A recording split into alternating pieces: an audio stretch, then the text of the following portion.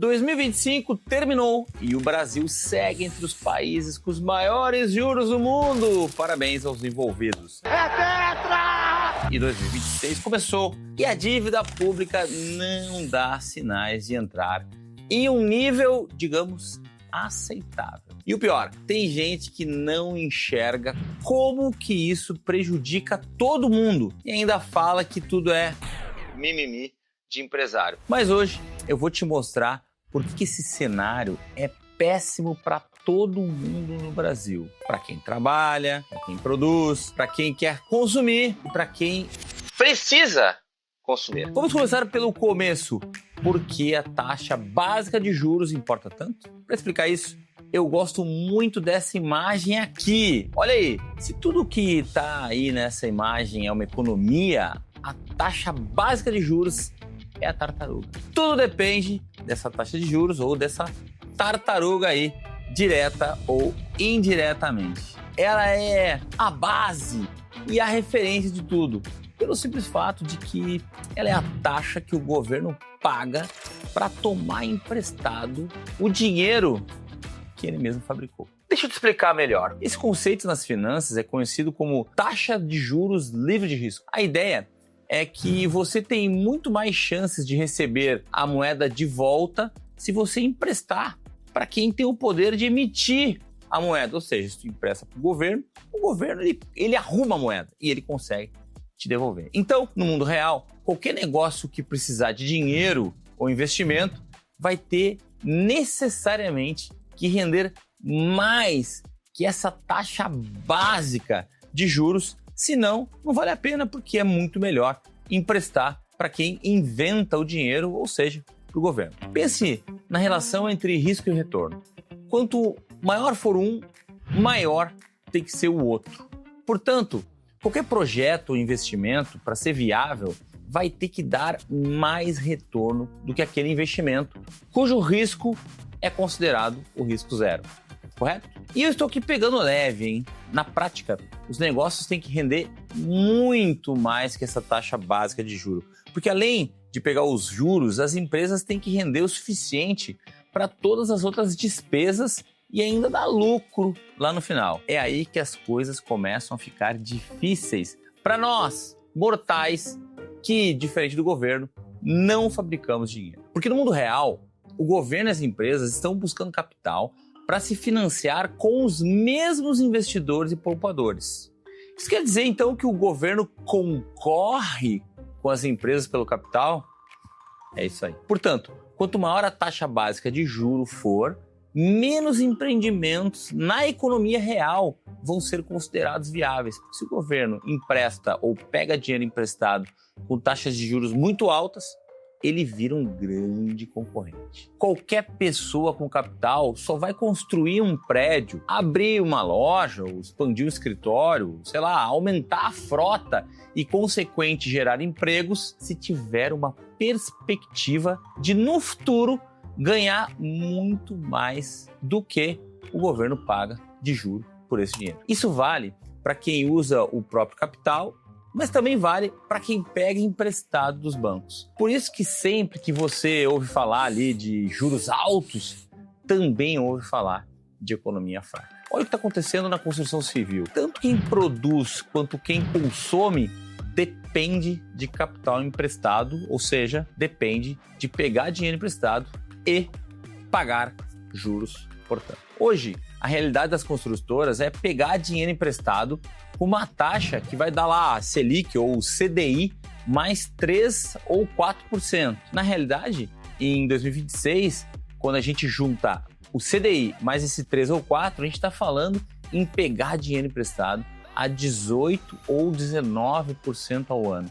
Um número que destrói a margem e o lucro de qualquer construtora. Na outra ponta, os juros do financiamento imobiliário também seguem essa taxa básica, com algum descontinho muitas vezes. Então, graças aos juros, quem constrói não consegue construir e quem compra não consegue comprar, porque o juro do financiamento imobiliário está realmente muito alto. Por isso que no ano passado não faltaram notícias como esta sobre a construção civil. O PIB da construção civil cai pelo segundo trimestre consecutivo. Ou a outra, com juros altos, Câmara da Indústria e Construção reduz projeção de avanço da construção para 1,3% em 2025. Tudo isso que eu falei sobre os juros está relacionado com outra coisa que você sempre vai ver o setor produtivo reclamando: os gastos do governo. Isso também é muito simples de explicar. Mesmo sem produzir muita coisa, o governo tem renda, o que é o imposto, né?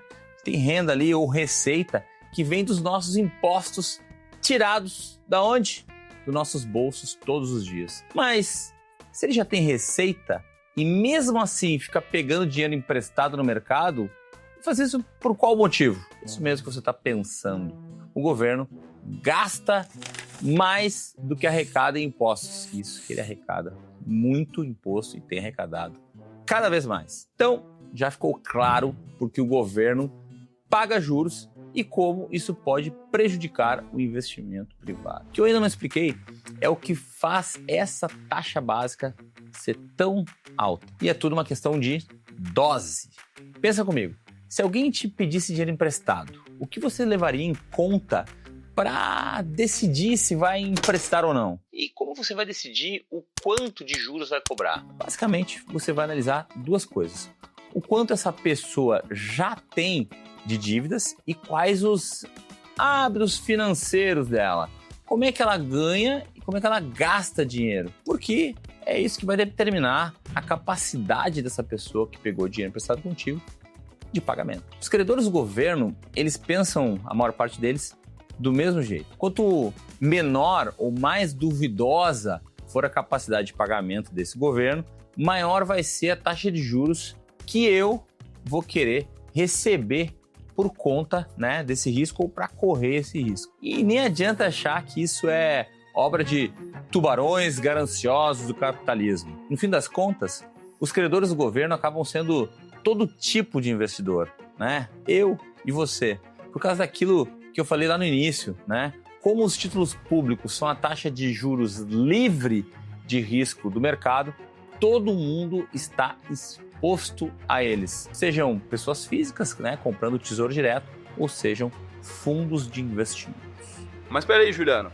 Você mesmo disse que o governo tem uma taxa livre de risco e que ele fabrica o dinheiro. Então, não faz sentido eu ter que me preocupar com a capacidade do governo pagar, né? Porque ele pode imprimir dinheiro novo. Calma aí. Mais ou menos. Realmente, o governo sempre vai ter a capacidade de te pagar na moeda que ele sempre, ou que ele mesmo emite. Mas o quanto que essa moeda, né? O quanto que essa moeda vai ser capaz de comprar no futuro, aí é que vem uma outra conversa. Porque com o poder de imprimir o dinheiro, vem a maldição de causar inflação e a capacidade de destruir com a inflação o valor desse dinheiro. Nominalmente, você recebe de volta o que emprestou, mas pode ser que aquilo já não tenha valor nenhum, porque a inflação simplesmente pode ter corroído aquela moeda. Tanto isso é verdade que o próprio governo é obrigado a emitir a dívida no famoso IPCA mais alguma coisa, né? Quem investe nesse título sabe que pelo menos o valor real do patrimônio vai ser mantido porque é corrigido justamente pelo IPCA, que é a inflação. O gasto público em excesso aumenta os juros, que dificultam os investidores e a atividade econômica. Tá tudo conectado. E aí vem o grande tiro no pé. Pessoal, eu não sou anarcocapitalista, tá bom?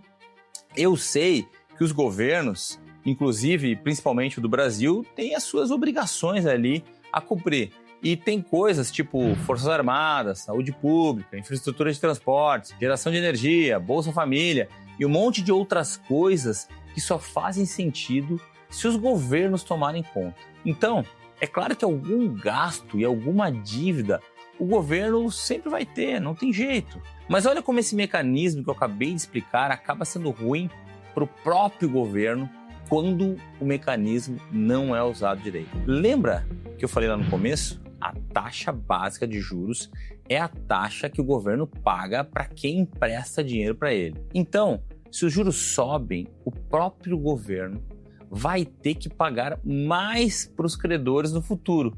E se isso não parar de crescer, um dia toda a renda dele e da população vai ser comprometida. É tipo um rotativo de cartão de crédito. Se você não paga toda a dívida aumenta muito. E no fim, tudo que você ganha acaba sendo gasto justamente com os juros. E aí, não sobra nem para pagar o quê? O principal, as contas, e muito menos para investir. E assim, nenhum governo consegue governar. Ficou claro o mecanismo? Então vamos para os números e para a nossa realidade. Esse gráfico que você está vendo aí é a dívida pública bruta do Brasil em relação ao PIB. Dívida dividido pelo PIB. A imagem não mente, né? 2014 até 2019, ela só subiu. Estabilizou ali até a pandemia, quando tem uma explosão e caiu em seguida. Mas desde 2023 para cá, voltou a subir e a tendência ainda é forte de alta. E o que acontece com quem pede dinheiro emprestado, mas não para de gastar? O que ele tem que fazer? Tem que pagar mais juros, e mais juros fazem o quê?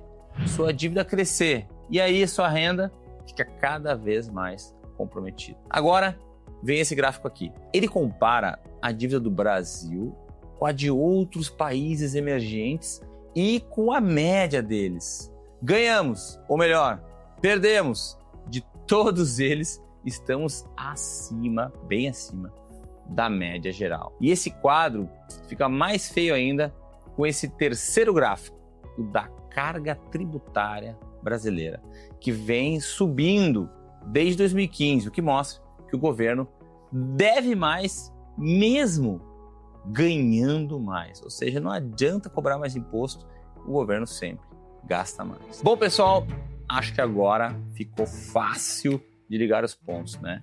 A dívida pública excessivamente alta e os gastos públicos irracionais destravam um mecanismo terrível de desconfiança, falta de investimento, falta de desenvolvimento e desvalorização forte da moeda. Eles prejudicam quem quer produzir, quem quer trabalhar, quem quer e precisa consumir, e ainda por cima tiram do próprio governo o poder de cumprir o seu papel de ajudar a desenvolver o necessário e ajudar quem mais precisa. Tudo isso porque ele mesmo, em última análise, está fazendo a riqueza que todos nós fazemos descer pelo ralo dos juros. Se você ainda não está querendo ver o quanto essa dinâmica é nefasta para o país e ainda acha que tudo isso é mimimi de empresário, me desculpe, mas eu acho que você é que não está querendo enxergar a realidade dos fatos.